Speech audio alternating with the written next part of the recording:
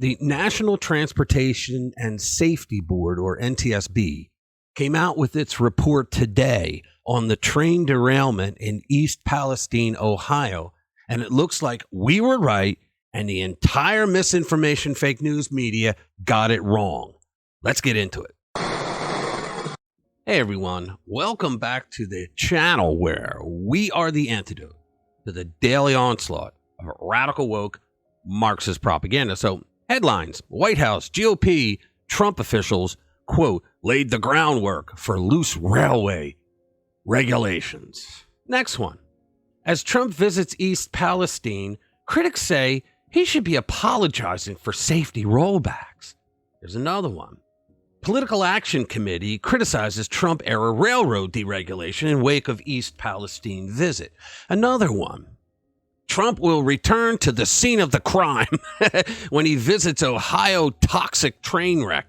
Politico, Trump's visit to Ohio derailment gives Biden team some breathing room. Another one. Political opportunity after weakening critical rail safety rules, Trump heads to East Palestine. Folks, I could go on and on and on. So can you.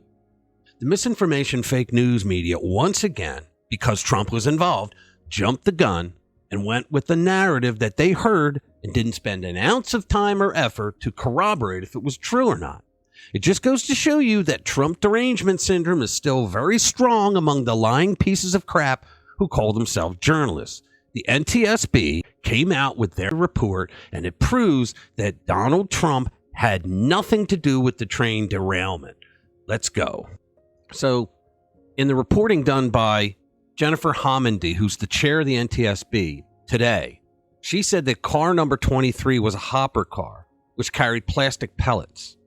She's saying that the combination of the hot axle and the plastic pellets is what caused the initial fire. She said that the train passed 3 wayside defect detectors, which identify overheated bearings and provide an audible warning to the train crews.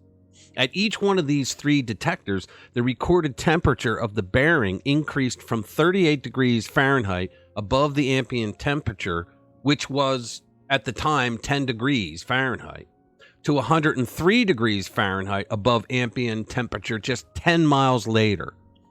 Both of these temperatures are considered by Norfolk Southern to be non-critical. According to Norfolk Southern, 200 degrees above ambient is considered critical. Upon passing the 3rd detector, it was 253 degrees above ambient, and that is critical. A critical audible alarm sounded, instructing the crew to slow and stop the train and to inspect the hot axle. And if it was warranted, they were supposed to set car number 23 out. At this point in time, NTSB has not found any problems with the wayside detectors being defective themselves. She also said that there's no evidence of track defects. The engineer of the train was already in a braking pattern because he was following another train. And then he increased the braking as he was getting closer to the other train.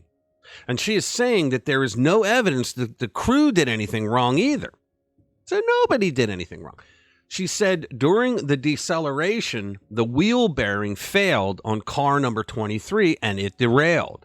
And the train initiated, because of that, an emergency brake application, and it came to a stop.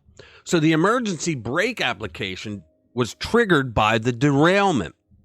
38 cars in total derailed, and a fire ensued which damaged an additional 12 cars.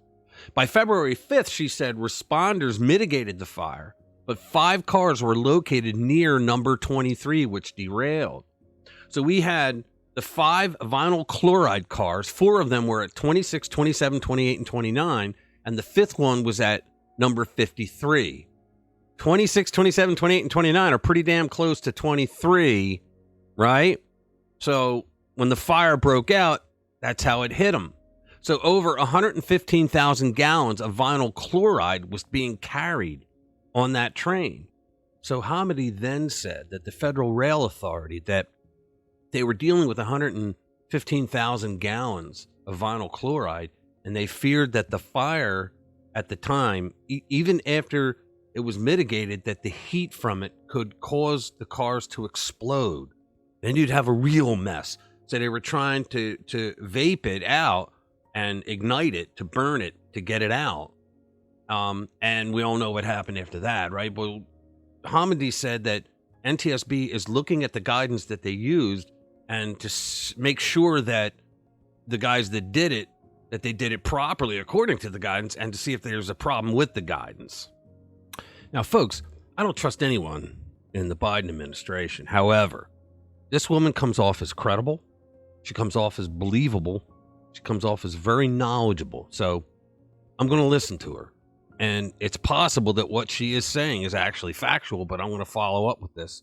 So I got some question about the human element in there, that there were 3 guys in the locomotive, according to Homendy, and none of them could monitor the temperature inside the train after they got the warnings. They let it go to 253.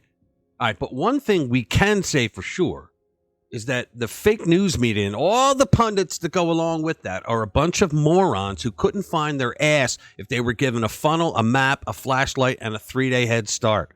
These people suffer from Trump derangement syndrome so bad that they heard some other leftist moron claim that Trump deregulated something in the rail industry, and they automatically jumped to the conclusion that Trump was the cause of all the pain and the misery going on in East Palestine. They just couldn't help themselves to cause anger, resentment, and divide the country because they all suffer from the mental illness of TDS. Okay, now I'm going to put a link to the NTSB preliminary report and the actual report that was given today by the chair of the NTSB, Jennifer Homendy, down in the description. Also, if you want to support the channel, please visit rpwmedia.com and read all of our stories to stay informed of the news of the day. So that's it. Thanks a lot. Thanks for spending time with us, and we will see you in the next one. Welcome to my party, we're just getting started. A life is a dream or a nightmare scarring. Hand me a drink, cause I think I'm going